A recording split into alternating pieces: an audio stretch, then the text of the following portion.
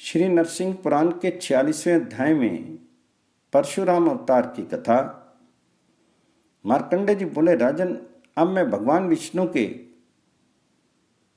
परशुराम नामक शुभ अवतार का वर्णन करता हूँ, जिसने पूर्व काल में क्षत्रिय वंश का उच्छेद किया था। उस प्रसंग को सुनो। नरेश्वर, पहले की बात है, क्षीर सागर के तट पर देवताओं और महाभाग ऋषियों ने भगवान विष्णु की स्तुति की। इससे वे जमदग्नि मुनि के पुत्र के रूप में अवतीर्ण हुए। ये भगवान संपूर्ण लोकों में परशुराम नाम से विख्यात थे और दुष्ट राजाओं का नाश करने के लिए ही इस भूतल पर अवतीर्ण हुए थे। उनके अवतार से पूर्व राजा कृतवीर्य का पुत्र कार्तवीर्य हुआ था, जिसने दत्तात्रेय जी की आराधना करके सार्वभौम राज्य प्राप्त किया था। एक समय वह महाभाग नरेश जमदग्नि ऋषि के आश्रम पर गया।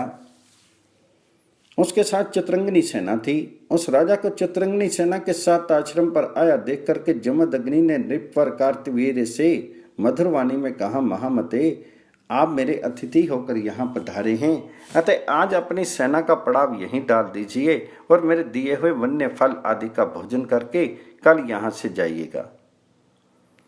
महान भाव राजा कार्तवीर्य मुनि के वाक्य का गौरव मान करके अपनी सेना को वहीं ठहरने का आदेश देकर वहां रह गया। इधर अलंघ्य यश वाले मुनि ने राजा को आमंत्रित करके अपनी कामधेनु गौ का दोहन किया। राजन, उन्होंने अनेकानेक गजशाला, अश्वशाला, मनुष्यों के रहने योग्य विचित्र गृह और तोरण द्वार आदि का दोहन किया। सामान्य नरेशों के रहने योग्य सुंदर भवन, जिसमें बगीचे आदि की इच्छा रखने वालों के लिए सुंदर उद्यान थे, दोहन द्वारा प्रस्तुत किए। फिर अनेक मंजिलों का श्रेष्ठ महल, जिसमें सुंदर एवं उपयोगी सामान संचित थे। गोदोहन के द्वारा उपलब्ध करके मुनि ने भोपाल से कहा, राजन, आपके लिए महल तैयार है, आप इसमें प्रवेश कीजिए।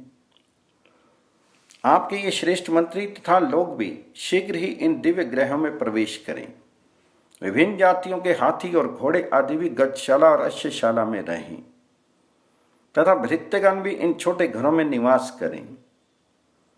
मुनि के इस प्रकार कहते ही राजा कार्तवीर्य ने उस उत्तम ग्रह में प्रवेश किया। फिर दूसरे लोग दूसरे दूसरे ग्रहों में प्रविष्ट हुए। इस प्रकार सबके यथास्थान स्थित हो जाने पर मुनि ने पुनः राजा कार्तवीर्य से कहा, नरेश्वर, आपको स्नान कराने के लिए मैंने इन 100 उत्तम स्त्रियों को नियत किया है। जैसे स्वर्ग में देवराज इंद्र अप्सराओं के नृत्य गीत सुनते हुए स्नान करते हैं, उसी प्रकार आप भी इन स्त्रियों के नृत्य गीत से आनंदित होकर इच्छा अनुसार स्नान कीजिए। मुनि की आज्ञा से वहां राजा कार्तवीर्य ने इंद्र की भांति मधुर वाद्यों और गीत आदि के शब्दों से आनंदित होते हुए स्नान किया। स्नान कर लेने पर मुनि ने उन्हें 2 सुंदर शोभित वस्त्र दिए। पीत वस्त्र पहन और ऊपर से चादर ओढ़कर राजा ने नित्य नियम करने के बाद भगवान विष्णु की पूजा की। फिर उन मुनिवर ने गौ से अन्न में महान पर्वत का दोहन करके राजा तथा राज सेवक वृंद को अर्पित किया।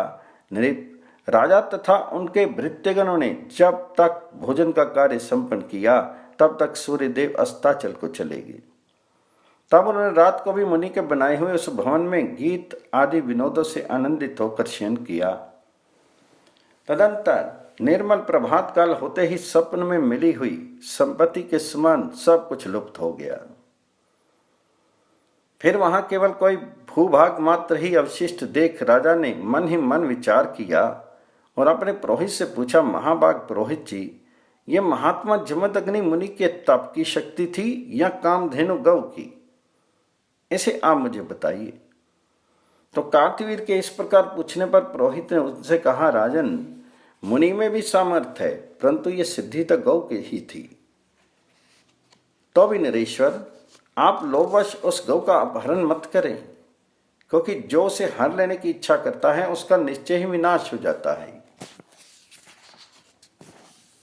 ये सुनकर के राजा के प्रधानमंत्री ने कहा, महाराज, ब्राह्मण ब्राह्मण का ही प्रेमी होता है। मैं अपने पक्ष का पोषण करने के कारण राजा के कार्य की कोई परवाह नहीं करता। उस गौ को पाकर आपके पास तत्काल गुप्त हो जाने वाले नाना प्रकार के घर, सोने के पात्र, शैया आदि तथा सुंदर स्त्रियां, ये सब समान प्रस्तुत रहेंगे जिन्हें हम लोगों ने वहां प्रत्यक्ष देखा है। इस उत्तम धेनु को आप अवश्य ले लें। महामते राजेंद्र, ये गौ आपके ही योग्य हैं। भोपाल यदि आपकी इच्छा हो तो मैं स्वयं जाकर इसे ले आऊं। आप केवल मुझे आज्ञा दीजिए। मंत्री के इस प्रकार कहने पर राजा ने बहुत अच्छा कहकर अनुमति दे दी। फिर राजमंत्री आश्रम पर जाकर गौ का अपहरण करने लगा। जब जमदग्नि मुनि ने उसे सब ओर से मना किया, किंतु उसने उनकी बात ना मानते हुए कहा, महाबुद्धिमान ब्राह्मण, ये गौ राजा के योग्य है, अतः इसे राजा को ही दे दीजिए। आप तो साग और फल खाने वाले हैं, आपको इस गाय से क्या काम है? यो कहकर मंत्री उस गौ को बलपूर्वक ले जाने लगा। तब उस मुनि ने स्त्री सहित आकर उसे पुनः रोका। इस पर उस दुष्ट आत्मा और ब्रह्म हत्यारे मंत्री ने उस मुनि का वध करके गौ को जो ही ले जाना चाहा, त्यों ही वह दिव्य गौ आकाश मार्ग से चली गई और राजा मन ही मन क्षुब्ध होकर महिष्मती नगरी को लौट आया। राजन, उस समय मुनि की पत्नी दुख से पीड़ित होकर के अत्यंत विलाप करने लगी और प्राण त्याग देने की इच्छा से अपनी कुक्षी उदर में उसने 21 बार मुक्का मारा। माता का विलाप सुनकर के परशुराम जी ने वन से फूल आदि लेकर हाथ में कुल्हाड़ी लिए उसी समय आए और माता से बोले, मां, इस प्रकार छाती पीटने की आवश्यकता नहीं है। मैं सब कुछ शकुन से जान गया हूं। उस दुष्ट मंत्री वाले दुराचारी राजा अर्जुन का मैं अवश्य वध करूंगा। क्योंकि तुमने अपनी कुक्षी में 21 बार प्रहार किया है, इसलिए माता, मैं इस भूमंडल के शत्रु का 21 बार संहार करूंगा। इस प्रकार प्रतिज्ञा करके फरसा लेकर के वे वहां से चल दिए और महिष्मतीपुरी में जाकर के उन्होंने राजा कार्तवीर अर्जुन को ललकारा। तब वह अनेक अक्षौणी सेना के साथ युद्ध के लिए आया। वहां उन दोनों में महाभयानक रोमांचकारी युद्ध हुआ, जो सैकड़ों अस्त्र शस्त्रों के प्रहार से व्याप्त तथा मांस खाने वाले प्राणियों को आनंद देने वाला था। उसमें परशुराम जी अपने में अचिंत्य स्वरूप परम ज्योतिर्मय कारण मूर्ति भगवान विष्णु की भावना करके महान बल और पराक्रम से संपन्न होगी। उन्हें परम आश्चर्य में पुरुष प्रकट करते हुए कार्तवीर की असंख्य क्षत्रियों से युक्त संपूर्ण सेना को मार करके भूमि पर गिरा दिया और रोष से भरकर कार्तवीर की समस्त भुजाएं काट डाली। उनके बाहुबल का उच्छेद हो जाने पर भृगुनंदन परशुराम ने उसका मस्तक भी धड़ से अलग कर दिया। इस प्रकार वह चक्रवर्ती राजा कार्तवीर्य श्री भगवान विष्णु के हाथ से वध को प्राप्त होकर के दिव्य रूप धारण करके श्री संपन्न एवं दिव्य चंद्रों से अनलिप्त होकर के दिव्य विमान पर आरूढ़ होकर के विष्णु धाम को प्राप्त हुआ। फिर महान बल और पराक्रम वाले परशुराम जी ने भी इस पृथ्वी के क्षत्रियों का 21 बार संहार किया। इस प्रकार क्षत्रियों का वध करके उन्होंने भूमि का भार उतारा और संपूर्ण पृथ्वी महात्मा कश्यप जी को दान कर दी। इस प्रकार मैंने तुमसे ये परशुराम नामक अवतार का वर्णन किया। जब भक्तिपूर्वक इसका श्रवण करता है वह सब पापों से मुक्त हो जाता है।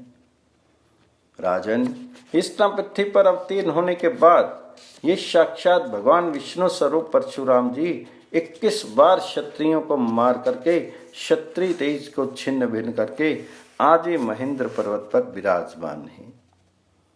इस प्रकार श्री नरसिंह पुराण में परशुराम अवतार नामक 46वां अध्याय पूर्ण हुआ।